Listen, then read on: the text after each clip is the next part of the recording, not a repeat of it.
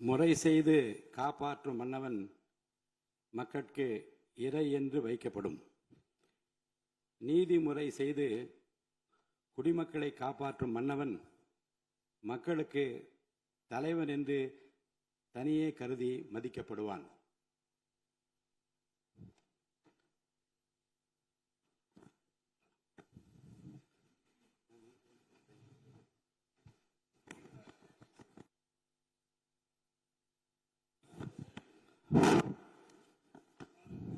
மாண்புமிகு தமிழ்நாடு முதலமைச்சர் புரட்சி தளபதி அவர்களின் 52வது வயதினை பூர்த்தி செய்து 53வது அகவையில் அடியெடுத்து வைத்துள்ளார் என்பதை அறிந்து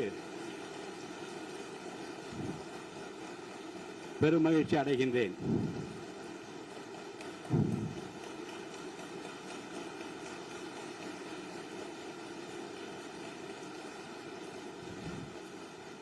தமிழக அரசியலின் மறுமலர்ச்சி நாயகராக, சொல் வீரர்களுக்கு மத்தியில் செயல் வீரராக, திரைத்துறை மற்றும் அரசியல் துறை என இரண்டிலும் மக்களின் நம்பிக்கை நட்சத்திரமாக, நிமிர்ந்த நன்னடை,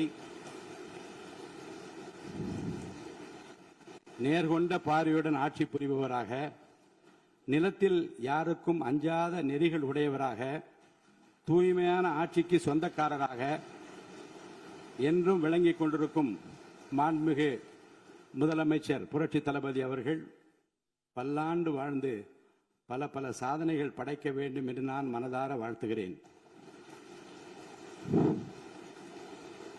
கண்ணுக்கு அழகு இமை, விண்ணுக்கு அழகு மழை, மண்ணுக்கு அழகு மரம், சொல்லுக்கு அழகு தமிழ், தலைமைக்கு அழகு எங்கள் முதல்வர் தான் என்று மக்கள் நினைக்கும் முதல்வருக்கு என் பிறந்தநாள் வாழ்த்துக்கள்.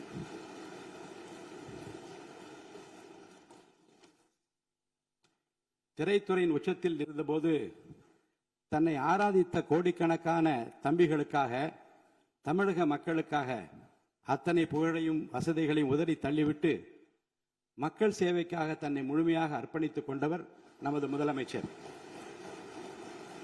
அரசியல் களத்தில் எதிர்கொண்ட பெரும் சோதனைகளையும் அபாண்டமான அவதூறுகளையும் தனது அசாத்திய பொறுமையாலும் மக்கள் பலத்தாலும் முறியடித்து இன்று வென்று காட்டியவர் நம் முதல்வர். அவருக்கு என் பிறந்தநாள் வாழ்த்துக்கள். பிறருடைய அனுபவங்களை மதித்து கற்றுக்கொள்வதில் நம் முதலமைச்சர் மிகுந்த வல்லவர்.